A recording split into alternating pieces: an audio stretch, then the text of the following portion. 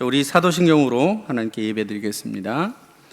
나는 전능하신 아버지 하나님 천지의 창조주를 믿습니다. 나는 그의 유일하신 아들 우리 주 예수 그리스도를 믿습니다. 그는 성령으로 잉태되어 동정녀 마리아에게 나시고 본디오 빌라도에게 고난을 받아 십자가에 못 박혀 죽으시고 장사된 지 사흘 만에 죽은 자 가운데서 다시 살아나셨으며 하늘에 오르시어 전능하신 아버지 하나님 우편에 앉아 계시다가 거기로부터 살아있는 자와 죽은 자를 심판하러 오십니다. 나는 성령을 믿으며 거룩한 공교회와 성도의 교제와 죄를 용서받는 것과 몸의 부활과 영생을 믿습니다. 아멘.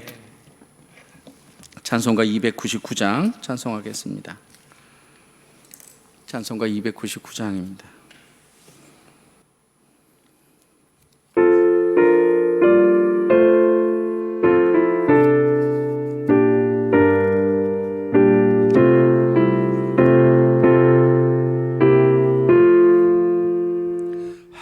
하나님 사랑은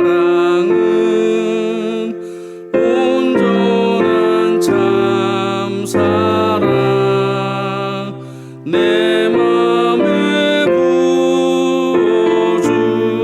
부어주시사 충만케 하소서. 내 주님 참 사랑 햇빛과 같으니 그 사랑 내게 비추사 뜨겁게 하소서. 그 사랑 앞에는 풍파도 그치며 어두운 밤도 환하니 그 힘이 크도다. 하나님 사랑은 온전한 참 사랑 내 맘과 영에 채우사 새 힘을 주소서.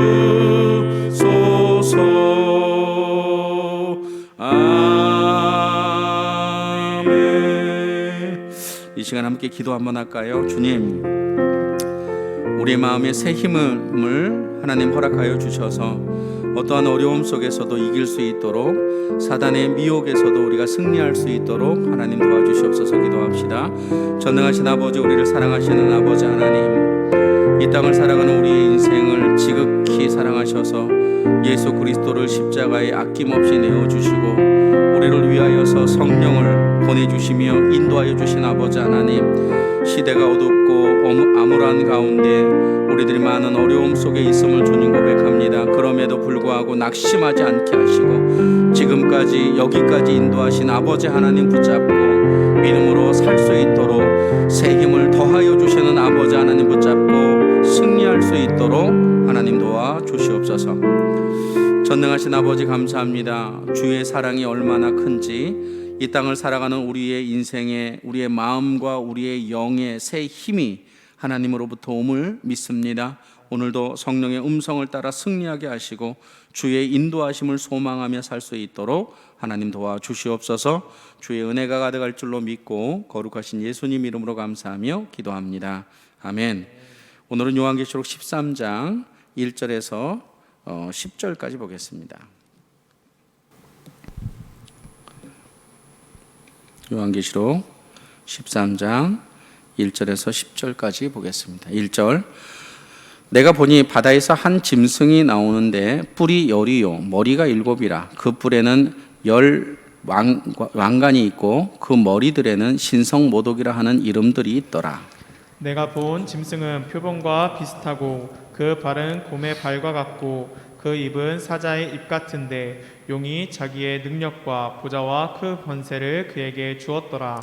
그의 머리 하나가 상하게 죽게 된 것 같더니 그 죽게 되었던 상처가 나음에 온 땅이 놀랍게 여겨 짐승을 따르고 용이 짐승에게 권세를 주므로 용에게 경배하며 짐승에게 경배하여 이르되 누가 이 짐승과 같으냐 누가 능히 이와 더불어 싸우리요 하더라. 또 짐승이 과장되고 신성 모독을 말하는 입을 받고 또 42달 동안 일할 권세를 받았느니라.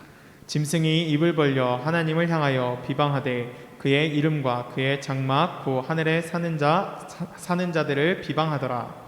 또 권세를 받아 성도들과 싸워 이기게 되고 각 족속과 백성과 방언과 나라를 다스리는 권세를 받으니 죽임을 당한 어린 양의 생명책에 창세 이후로 이름이 기록되지 못하고 이 땅에 사는 자들은 다 그 짐승에게 경배하리라. 누구든지 귀가 있거든 들을지어다. 사로잡힐 자는 사로잡혀 갈 것이요 칼에 죽을 자는 마땅히 칼에 죽을 것이니 성도들의 인내와 믿음이 여기 있느니라. 아멘. 오늘은 13장 1절에서 10절 말씀입니다. 근데 이 13장도 역시 사단과 교회의 싸움, 사단과 믿음의 백성의 싸움인데 오늘 본문에는 두 마리의 짐승, 12장에서는 붉은 용이 등장했고 오늘 본문에서는 두 마리의 짐승이 등장하는데 1절에 보니까 내가 보니 바다에서 한 짐승이 나오는데 바다에서 한 짐승 밑줄로 한번 딱. 보통 요한계시록에서 바다는 세상, 세속의 세상을 표현해요. 그 바다에서 한 짐승이 나와 하나님의 백성, 특별히 교회를 괴롭힌다. 이 내용이고 또 하나는 11절에 보면 내가 또 봄에 또 다른 짐승이 땅에서 올라와 여기 다른 짐승이 땅에서 거기까지 땅에서 올라와요. 우리가 얼마 전에 봤던 것처럼 하나님의 두루마리를 가진 천사가 땅과 바다에 발을 딛고 있었다 그랬죠. 이 땅과 바다를 심판하실 하나님의 말씀을 이야기하는데 사단도 역시 땅과 바다에서 올라와서 하나님의 백성을 괴롭히는 거예요.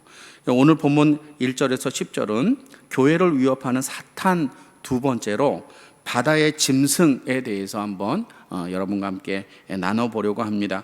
우리가 지금 명절을 세고 있는데 12장, 13장이 되게 어려워요. 그럼에도 불구하고 하나님이 우리에게 이걸 주신 그 이유가 무엇일까 곰곰이 고민해 보면 사실 가족들이 모이면 여러 가지 예기치 못하는 일들이 있잖아요. 우리가 말실수도 하고 또 감정이 복돋아서 하나님의 자녀이지만 그렇게 못 사는 경우도 있는데 이 말씀을 잘 묵상해서 결단코 사단의 미혹에 넘어가지 않는 그런 귀한 명절이 되었으면 좋겠습니다.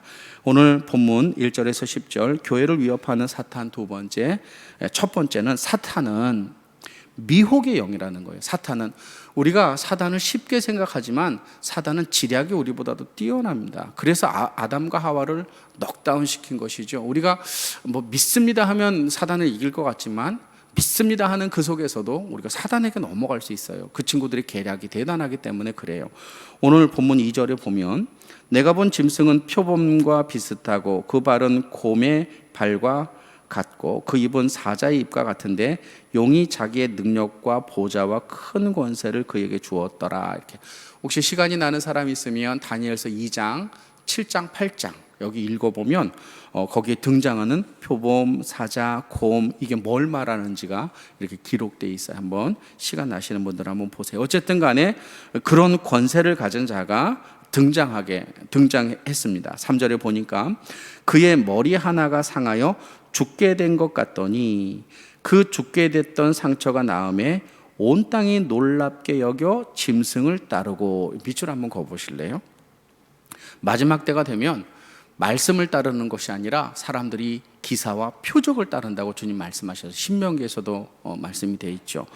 이 사단이 기적을 일으키는 거예요. 곧 죽게 되었는데 이것 봐라, 이 살아난 거예요. 그러니까 야, 저 짐승 대단하다라고 사람들이 놀랍고 그 짐승의 그런 모습 때문에 사람들이 미혹에 빠지는 거예요. 3절 다시 보면 그의 머리 하나가 상하여 죽게 된 것 같더니 그 죽게 되었던 상처가 나음에 온 땅이 놀랍게 여겨 짐승을 따랐다라고 기록되어 있습니다. 여기서 우리가 이 말세 때 우리의 삶을 돌이켜 보면서 생각해야 될 건 뭐냐면 사단은 기적과 이상을 통해서 우리를 미혹하는 영이다라고 하는 거예요.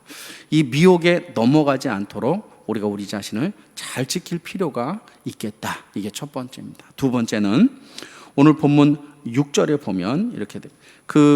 살아난 권세를 가지고 살아난 이 바다의 짐승이 6절에 짐승이 입을 벌려 하나님을 향하여 비방하되, 밑줄 한번 딱, 비방하되 하나님을 향하여 비방하기 시작합니다. 그의 이름과 그의 장막곧 하늘에 사는 자들을 비방하더라. 밑줄 한번 딱 보시면 비방하더라.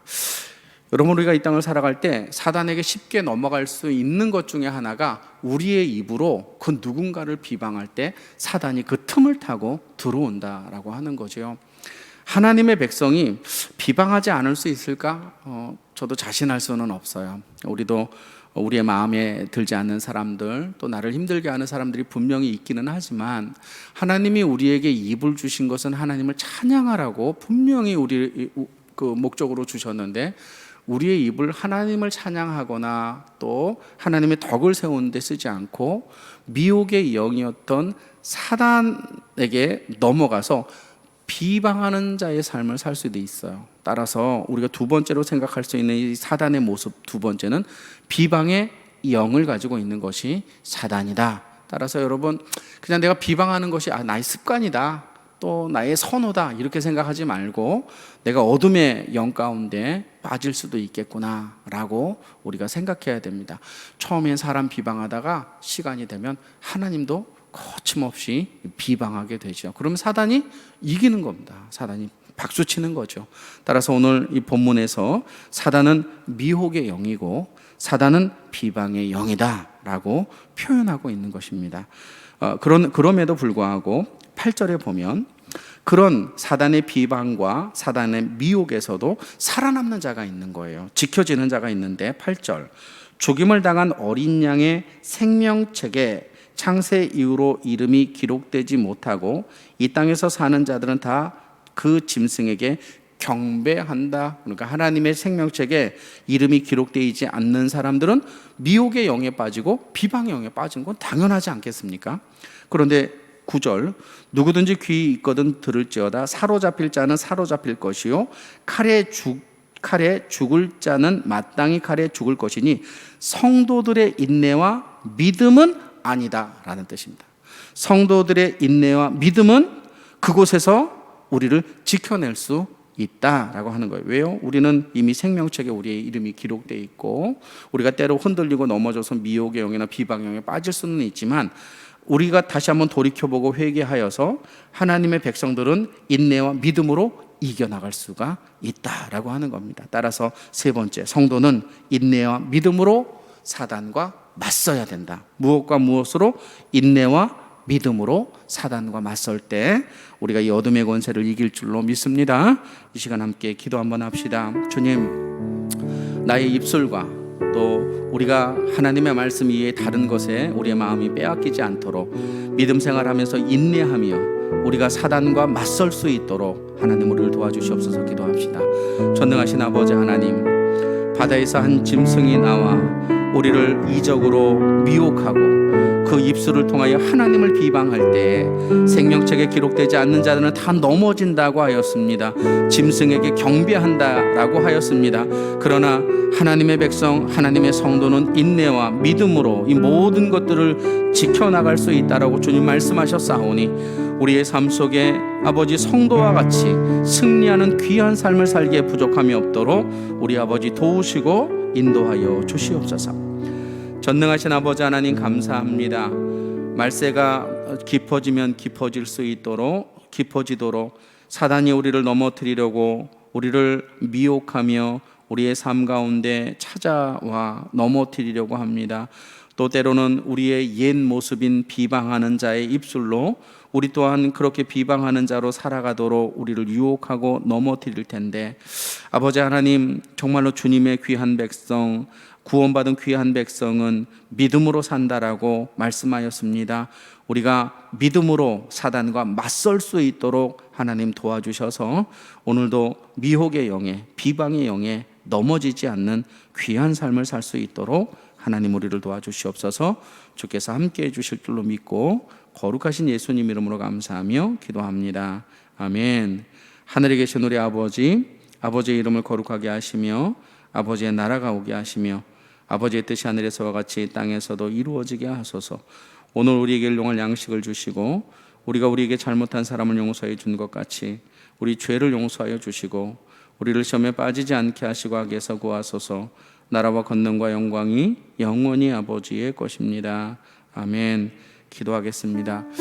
명절 기간이어도 이 나라와 민족을 위해서 기도해야 될 것 같습니다. 대선도 있고 또 여러 가지 어렵지만 그럼에도 믿음의 백성들이 역할들을 잘 감당해서 다시 한번 이 나라의 소망이 넘치게 해주시옵소서. 함께 기도합시다. 함께 기도하겠습니다.